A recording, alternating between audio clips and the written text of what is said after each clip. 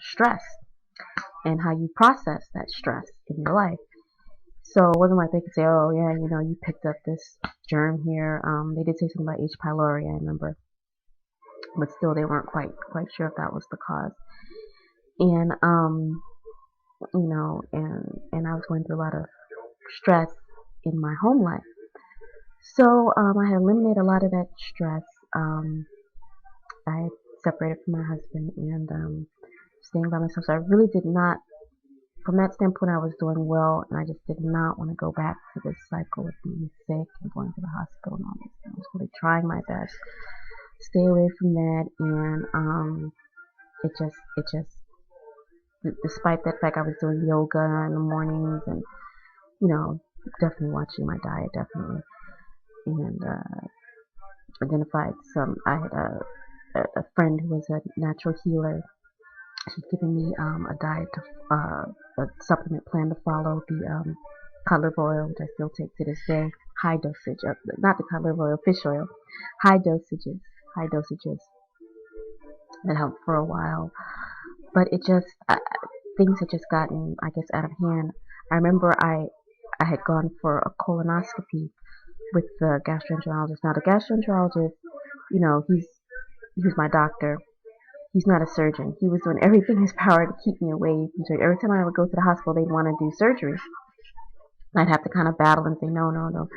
First they'd be like, well, we're going to do exploratory surgery. Like, no, you're not going to explore on me. It might be appendicitis. No, no, no. Please do a CAT scan. It's not appendix. Not appendix. My appendix is okay. And so if you're not sure what you're doing, you're not just going to cut around.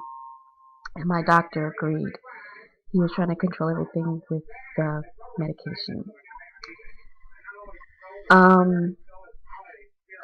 But what happened was when I went this final time and I, didn't want to have surgery, I was in so much pain. I was actually delirious.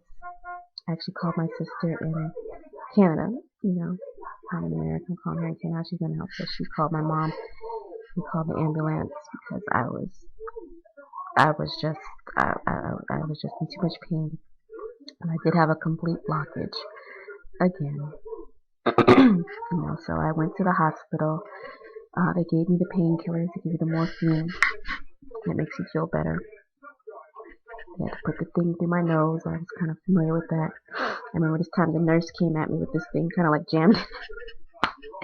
And despite being in pain and despite, all the drugs they had given me, I was able to grab her hand and say, you don't stick that thing in my nose, without so much as a how do you do.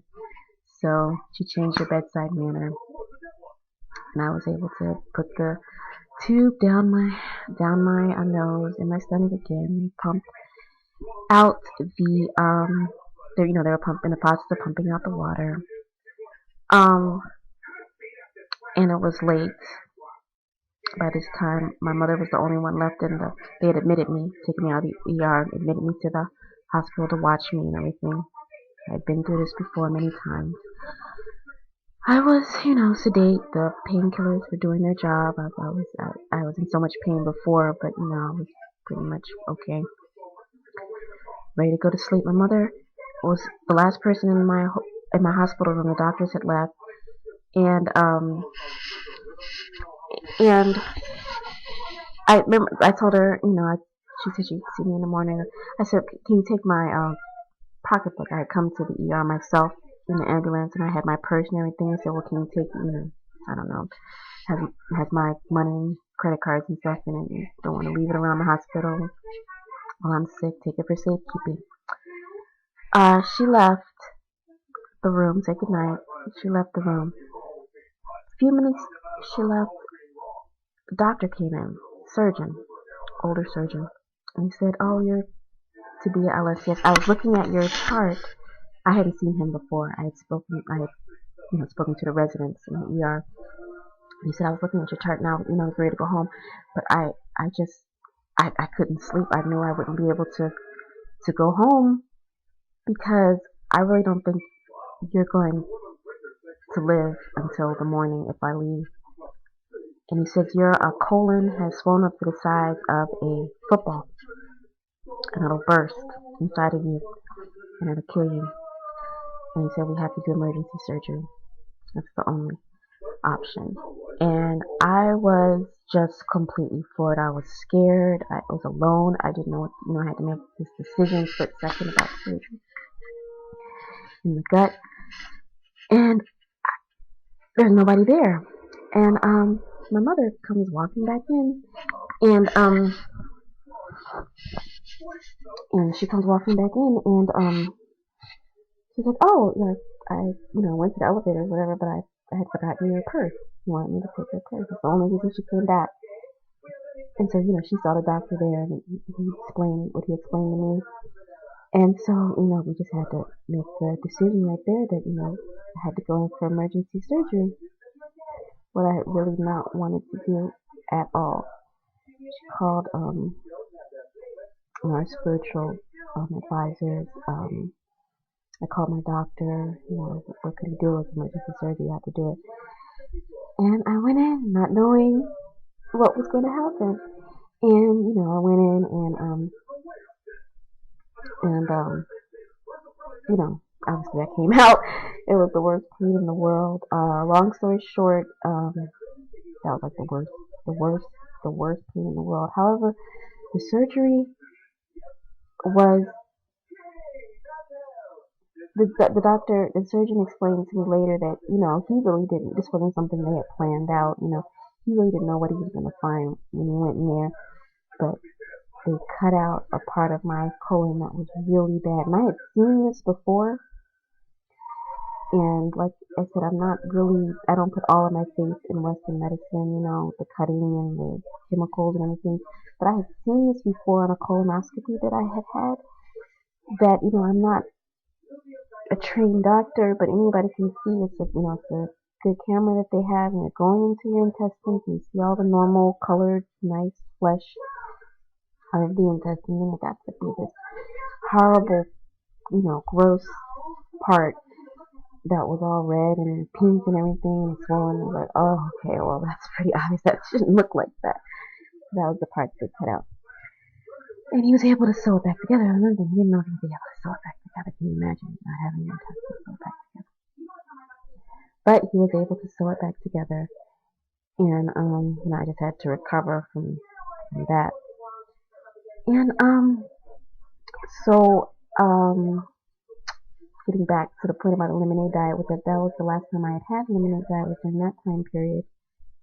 And, this is right before, the surgery, because I didn't realize how sick I was, but I was able to go through it, and it was helpful. Anytime I was able to take a break from eating, because obviously my body was having trouble, like eliminating and processing the food properly, it was very, very helpful.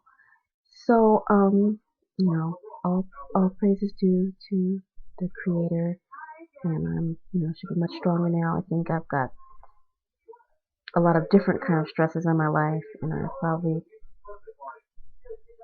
got kind of different health concerns now, but nothing as acute as that. I definitely thank God for that. So I'm just working on maintaining that, and that's why I'm getting back to lemonade diet. It was extremely hard for me before because of the acid in the lemons and anything that would kind of like upset my stomach, but stomach's pretty good now. I couldn't tolerate the cayenne pepper that goes in a lemonade diet. If you aren't familiar with it, you can go to the Master Cleanse website, and you're supposed to make a concoction of lemons and water, and you put like a dash of cayenne pepper in it, and just mixing it like that, like hot lemonade, it was too much. I could take it when you also have the option of putting it into capsules and swallowing capsules like that. I could tolerate it, but just raw like that on my stomach is too much. So we'll see how that goes this time. And yeah, so I'm going to do that, and we'll see what the results are. As far as weight, weight loss, kind of kickstarting that, mental acuity, general health and well-being, that sort of thing. I remember when I was ill, just saying, you just can't, especially in our society, because we're kind of a society of excess. You just can't take for granted the ability to eat. I know we always have this going back and forth, especially in this holiday season, about people who don't have enough food, and how we should share. And then of course we're a society of excess. We're all trying to lose weight and this and that. But just the blessing of being able to actually eat, hopefully it's good, healthy food that you are eating. But I just remember when I was ill, and it was just so painful to eat. Like, I'll never take that for granted. So yes, I do have the blessing to eat probably too much, and just trying to get things back in balance. All right, we'll see how this goes, and keep you posted for the next few days. Thank you.